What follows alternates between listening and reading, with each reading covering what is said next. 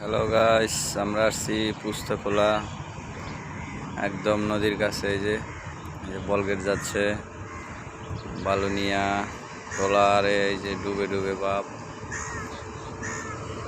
একবারে নদীর কাছে। আমরা এখন যাচ্ছি, ছিলাম মাল কেনার জন্য।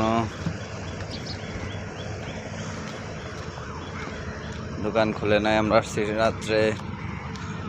সকালবেলা ভাবলাম সকালের ভিউটা একটু দেখে আসি, কত সুন্দর নদীর ধারে একদম। বুঝে যাচ্ছে ট্রলার,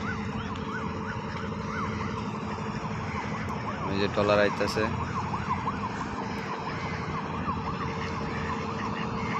বলগেট আসতেছে, ওই যে একটা যাইতেছে। ওই যে ওখানে বহুত জাহাজ খাড় রয়েছে, যার একটা যাচ্ছে।